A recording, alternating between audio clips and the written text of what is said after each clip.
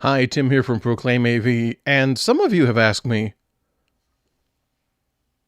how am I supposed to hook up my mixer to my live stream? Let's check it out.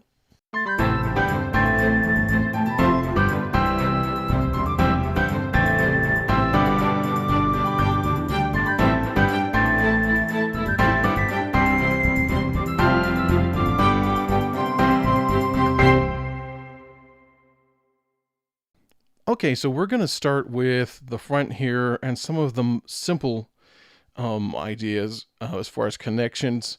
And some of you may already be doing this, and some of you may already have run into problems doing this. So we're going to talk about them anyway. So the first thing is the old headphone jack, which is right here.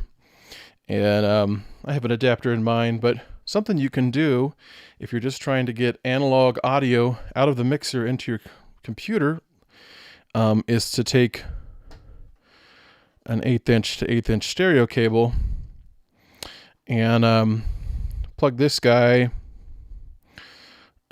into your laptop line in or your desktop line in. So that will work. But what are the pitfalls with that? Well, the first one is that you're very likely to get ground loops or hums that way because that connection is between two pieces of equipment. And so if they're not on the same circuit or there's some sort of problem with one of them, it's an easy way to get hums or ground loops. The next thing I'm going to show you can also give the same problem, but you do have, a lot of these mixers have an RCA output. And so you can use an RCA to 1/8 inch cable, where your RCA just gets plugged into your cable just gets plugged into the RCA outputs there on the 2-track. And then you take the 1/8 inch, plug it into the sound card on your computer in the line in, and that's kind of what you can do to get audio over. Same issue you can run into there is that you may end up with hums or ground loop issues when you do that. Now, here's another idea for the RCA outputs. And that is, I have a little converter box here. It is the Behringer U-Control UCA 200. And it just has RCA inputs. It's basically an external sound card and a USB output. So you can just take a standard RCA cable and plug in here on your mixer board, and then just plug into this guy on the inputs, which I think are here, and then put this guy into your computer, which gives you an audio input from your mixer board into your computer for OBS. So that is one way to do another way to use the RCA connections here. You may or may not still have ground loop issues with this. You're much less likely to, I think. Okay, so now we're around the back of this mixer, and some of these mixers have a USB interface built in, so that's a quick and easy way to get audio from your mixer board into your computer, as long as you're trying to get the stereo mix only off of your mixer. So if you're going to try to do something else, then that won't work so well. But that's the quick and easy way there.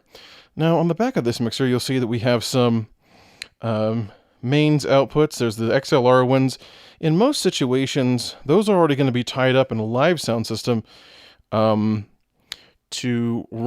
push out to amplifiers. So you may not have them available. This mixer does have additional mains outs right here, which you could use if you wanted to, if you're taking the mains out mix again. So there are a couple ways to go about that in this situation. So the first one is to use this cable right here, and that is 2/4 inch unbalanced, left right, to an 1/8 inch stereo balanced. And that will work quite well if you're going to stay unbalanced the whole time. Again, you could have problems if you're doing that with your with a ground loop potentially. But in that situation, here you'd go into the right and the left,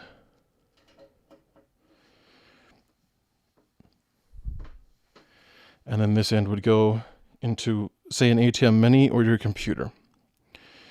So any of these, I might mention this real quick here, any of these solutions that have the 1/8 inch stereo unbalanced will also work as an input for an ATEM Mini, because that you can change over to line level in the software, and then it will take an unbalanced stereo input instead of a mic input. So good to know. Now some of you may want to take this connection out and just switch it over to USB. And so we're going to look at the Behringer Line 2. And this basically has two unbalanced 1/4 inch TS connections. And then the USB interface is built into the plug. It's very tiny. And it works surprisingly well, but you don't get anything like gain controls or any of that kind of thing. It just is what it is. Either it works great or it's a disaster. But if you're sending a standard line signal, it seems to do pretty well. So in that case, back over here, you can just take out your stereo connection.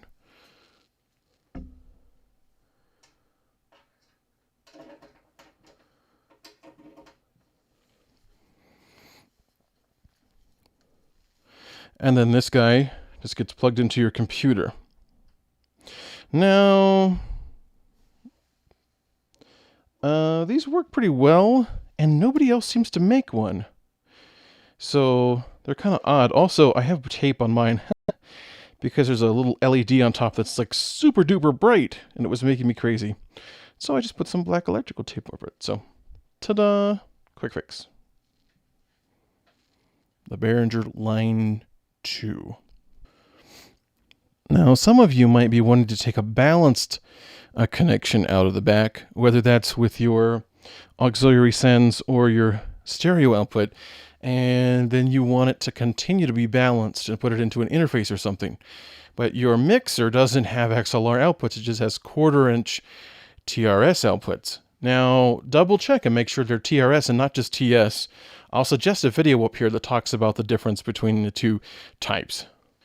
So I really recommend these small converter cables when you're going from balanced TRS to XLR.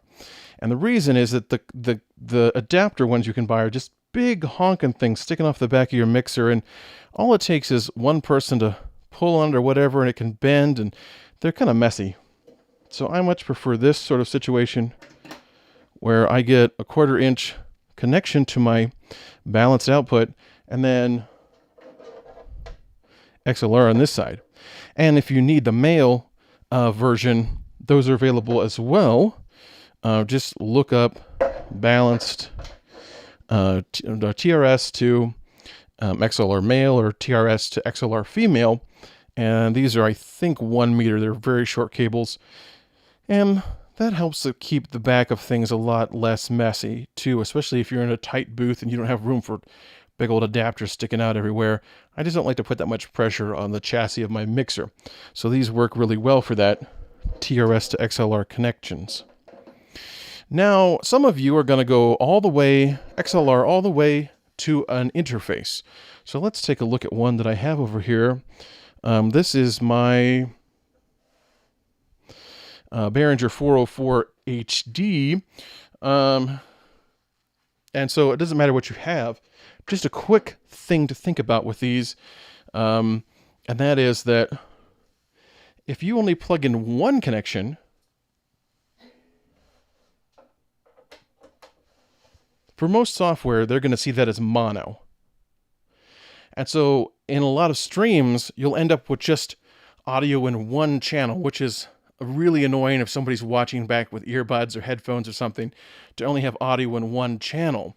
So in most of these interfaces, you're going to want to run 2 channels of audio. Now, it doesn't really matter if your 2 channels of audio are the same channel over again, if you catch my drift. So if you send a mono signal into left and a mono signal into right, that's fine. We just want to have audio in both. And so if you're coming out of an auxiliary send, for example, that is mono, then you can just send that to both inputs on your interface. And this is one of the few situations where I believe an XLR-Y cable is okay. So basically it's an XLR splitter. When you don't want to try to put two microphones into one microphone channel on your board, but an XLR splitter can help you bring one line over and then plug it into your interface 2 times so you have stereo, if that makes sense, if you're coming off an auxiliary send. I have one more thing to show you here, and it's a little hacky. I'll admit, it's a bit of a hack. So if you need, if you're coming off of a mono output, let's say this aux send 1 right here, and it's balanced, you're coming out balanced on the XLR cable, and you need it to connect to stereo unbalanced, a laptop, an ATEM Mini, then consider this.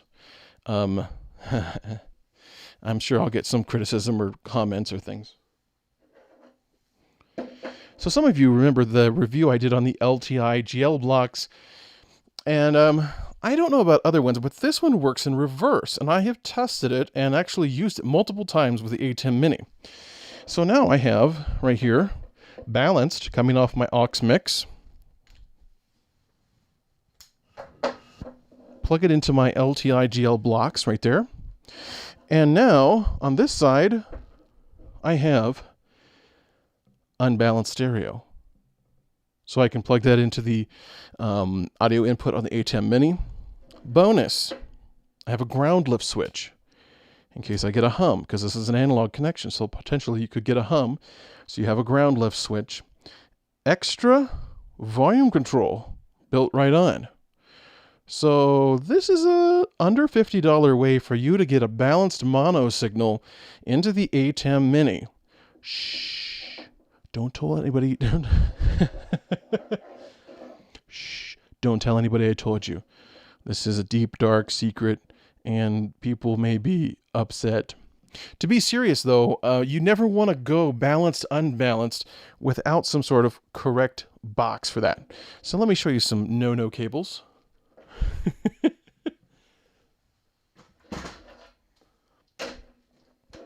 All right, let's do one at a time. No cables. This. Bad. No good. And here's why.